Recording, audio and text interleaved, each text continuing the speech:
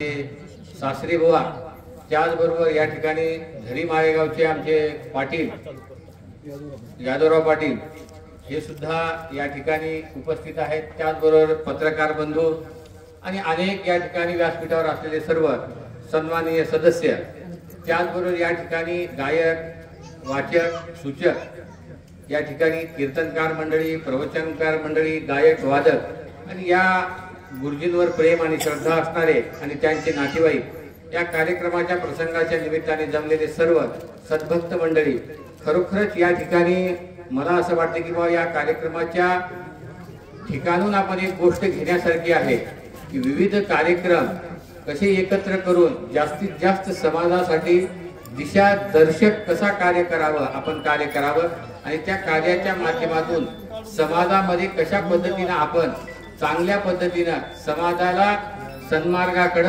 आणि त्याचबरोबर समाजामध्ये असलेल्या सगळ्या चाली, रूढी, परंपरा या सगळ्या गोष्टींकडे चांगल्या पद्धतीने धार्मिक भावनेच्या माध्यमातून कशा दिशेने पाहाव्यात, या सरांच्या कार्याच्या प्रसंगाच्या निमित्ताने आपल्याला या ठिकाणी पाहता येईल। आता प्रश्न असा आहे की पुस्तक प्रकाशनाच्या निमित्ताने आज महाराजांना बोलावं असं सांगितलेलं आहे, पण प्रश्न असा आहे की या ठिकाणी बोलत असताना मी आता विठू माऊली हा पुस्तक प्रकाशनाचा सोहळा आपण सगळेजण पाहिलो आणि या ठिकाणी सोहळ्याच्या निमित्ताने ज्या ज्या लोकांनी या ठिकाणी हे जे पुस्तक आहे ते 25 अभंगावर अतिशय सुंदर असं विवेचन सरांच्या माध्यमातून त्यांनी केलेलं आहे।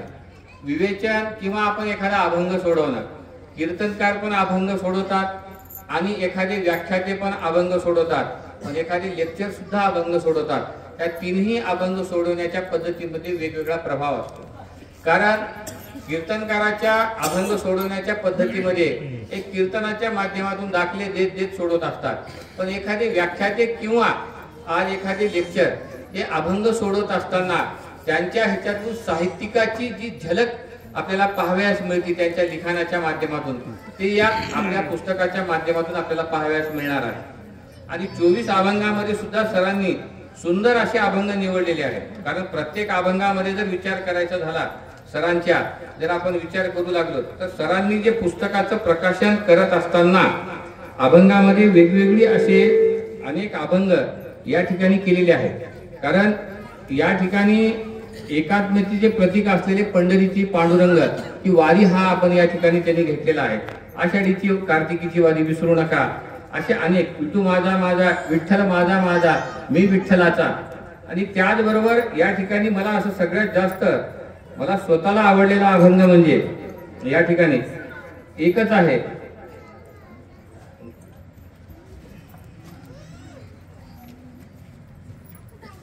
पंढरी नगरी दैवत श्रीहरी। या अभंगामध्ये आपल्याला जर अवघे गर्जे पंढरपूर अशा अनेक अभंगाच्या माध्यमातून आपल्याला एकच पाहायला मिळेल की या ठिकाणी आपण ह्या सगळ्या कांदा, मुळा, भाजी या सगळ्या अभंगामधून आपण एकच विचार करू शकतो की सर्व रसातळातील लोकांना या अभंगाच्या ग्रंथाच्या माध्यमातून किंवा या पुस्तकाच्या माध्यमातून सरांनी कसं एकवटलेलं आहे हे आपल्याला पाहता येईल। आणि या प्रसंगाच्या निमित्ताने सरांवर जितकं बोलावं तितकं कमी आहे। वृत्तपत्राच्या माध्यमातून अल्पावधीतच जवळपास 315 लेख प्रकाशित केलेले आहेत। जवळपास विविध विषयावर त्यांनी 201 व्याख्यानं किंवा प्रवचनं केलेली आहेत आणि त्याचबरोबर विविध विषयावर 9 पुस्तकांचं प्रकाशन झालेलं आहे। अनेक ठिकाणी आकाशवाणीच्या माध्यमातून सुद्धा, रेडिओच्या माध्यमातून सुद्धा त्यांनी अनेक गोष्टींवर व्याख्यान दिलेलं आहे। प्रश्न असा आहे की एखाद्या छोट्याशा गावामधून एखादा श्रेष्ठ आणि विद्वान, एखादा साहित्यिक तयार होणं, मला असं वाटतं की जोपर्यंत त्यांच्यावर कृपा सद्गुरूंची, संतांची आणि वाचस्पती म्हणजे विद्या वाचस्पती ज्याला आपण म्हणू, माँ सरस्वतीची आणि भगवान गणेशाची जोपर्यंत कृपा होणार नाही तोपर्यंत हे सगळं करणं सोपं आणि सुलभ नाही। प्रश्न असा आहे की या अभंगामध्ये ज्या सरांचं पुस्तक प्रकाशन ज्यांनी केलेलं आहे, आपले सगळ्यांचे धोडीबा महाराज वाडकर यांनी सुद्धा अतिशय सुंदर असं त्यांनी प्रस्तावना दिलेली आहे। त्या प्रस्तावनेमध्ये त्यांनी आता सांगितलेले की आता तरी पुढे हाची उपदेश नका करू नाश आयुष्याचा। आता प्रश्न असा आहे की हे सगळं अध्यक्षानं बोलायला पाहिजे, पण सगळं आमच्या बदने सरांनी आमच्यावर ढकलून मोकळं झालेलं आहे। महाराज तुम्ही बोला आणि तुमचे आशीर्वचन द्या असं सांगितलं। अध्यक्षाचं काम काय, सगळ्याचं थोडं थोडं काढायचं आणि त्याच्यावर 15-20 मिनिटं अर्धा तास बोलून मोकळं व्हायचं. म्हणजे सगळं अध्यक्षाचं काम आणि वयाची मर्यादा त्यांची लक्षात घेऊन आणि सरांना सांगितल्यामुळं आणि आता सासरे जावयाचं नातं हे सगळं अवघड गोष्टी असल्यामुळं आता हे सगळ्या नात्याचा कार्यक्रम महाराजांवर आलेला.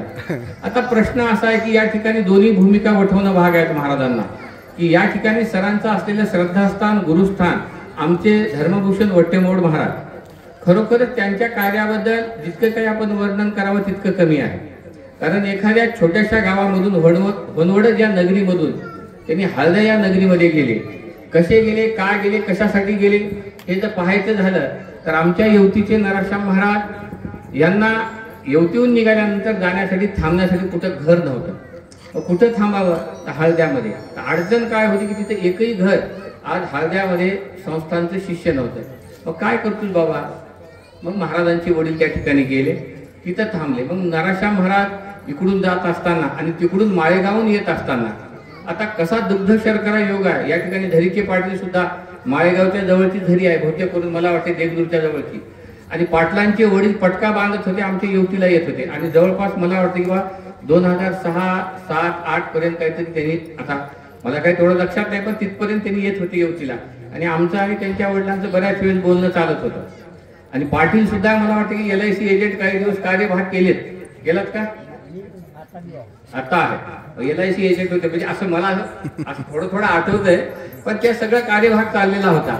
आणि अशा ह्या सगळ्या योगामधून आणि आता मी ज्यावेळेस पाहत होतो की सरांनी जे गोलेवार समाजाचा इतिहास हे पुस्तक या ठिकाणी मला दिलं, आता खरोखरच मी पाहिल्यानंतर मला आश्चर्य वाटलं की आज त्याही काळापासून भगवान श्रीकृष्णाच्या काळापासून गोल्ला हा शब्द कसा तयार झाला, कशाच्या माध्यमातून तयार झाला. म्हणजे गायी वळणारे जे लोक असतात, गायी वळणारे जे लोक असतात त्यांना गोल्ला असा शब्द दिलेला आहे. म्हणजे चला वळू गाई बैसो जेवो एके ठाई, याच्या माध्यमातून ह्या समाजानं ज्या पद्धतीनं भगवान श्रीकृष्णाच्या सानिध्यामध्ये राहून मथुरेच्या जवळ गोकुळाच्या जवळ राहून ज्या गायी मातेची सेवा केलेली आहे. म्हणजे आज जर पाहायचं झालं तर हिंदू संस्कृतीची सगळ्यात जास्त सेवेची गरज आणि सेवेचं महत्व ज्या समाजानं त्या काळापासून म्हणजे द्वापार युगापासून तर आज तागायत हा सगळा कार्यक्रम चाललेला आहे. म्हणजे जवळपास जर विचार करायचा झाला तर 6 ते 7 हजार वर्षापासूनचा हा इतिहास या ठिकाणी आपल्याला ह्या समाजाचा पाहता येईल.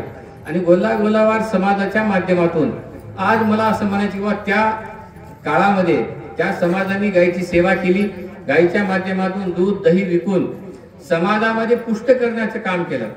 पण त्या काळामध्ये ताकदवान बनवण्याचं काम जरी या समाजानं केलं असलं तरी सुद्धा आजच्या काळामध्ये मला असं वाटतं की त्या काळापासून भगवंताच्या सानिध्यामध्ये असणाऱ्या हा समाज आणि त्या भगवंताची कृपा प्राप्त झालेला हा समाज आणि त्या कृपेच्या माध्यमातून आज तागायत आणि ज्या संतांच्या कृपेच्या माध्यमातून आपल्या धर्मभूषण वट्टेमोड महाराज हळदेकर यांच्या कृपा आशीर्वादाच्या माध्यमातून आपले सर विठ्ठल गणपतराव बरसंवाड सर आज त्यांच्यावर खरोखरच संतांची कृपा झाली.